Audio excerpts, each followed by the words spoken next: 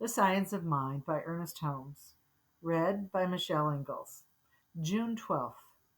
No one gives to us but ourselves, and he fain would have filled his belly with the husks that the swine did not eat, and no man gave unto him. How true this is! No one can give unto us but ourselves, and no one can rob us but ourselves. There are no gods to say us nay, for we are the life we live. In our greatest extremity, in the moment of great need and dire distress, who can help or serve us?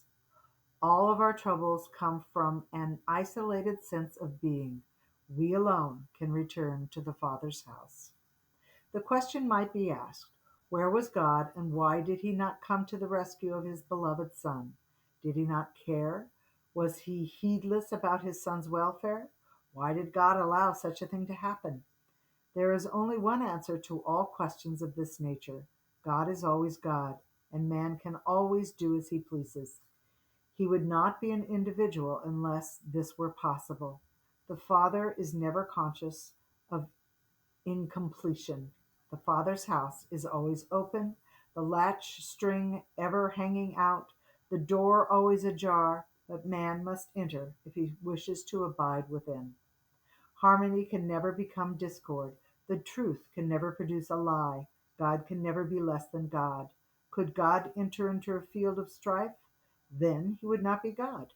God cannot enter the pig pen. We cannot contract the infinite, but we can expand the finite. And no man gave unto him. It is always thus. The Great Awakening. And when he came to himself, he said, how many hired servants of my father's have bread enough, and to spare, and I perish with hunger?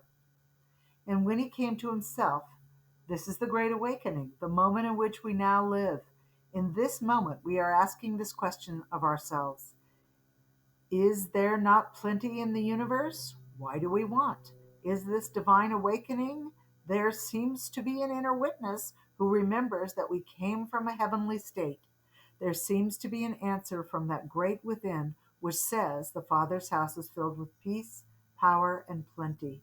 The universe is not limited. It is abundant, lavish, extravagant.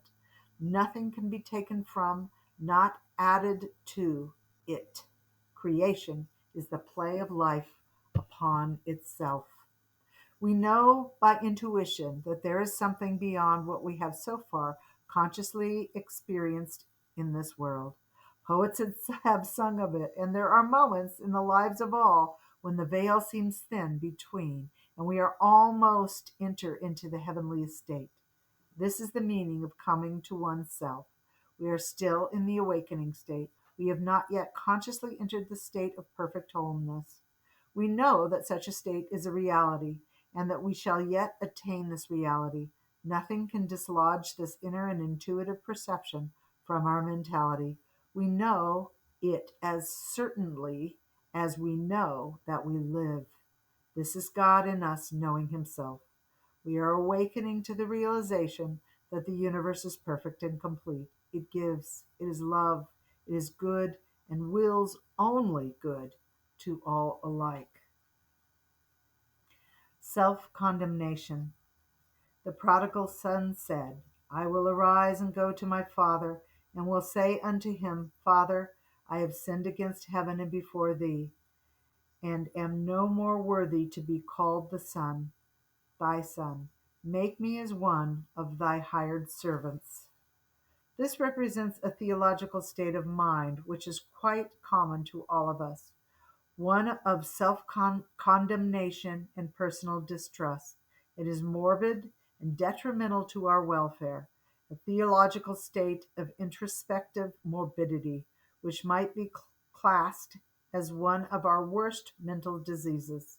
Self-condemnation is always destructive and should never be indulged in by anyone. It is always a mistake. There is no question but that all of us have done that which is not for the best. From this viewpoint, all have been sinners, because all have fallen short of the divine calling. If we have sinned, it is because we have been ignorant of our true nature, and because experience was necessary. to bring us to ourselves.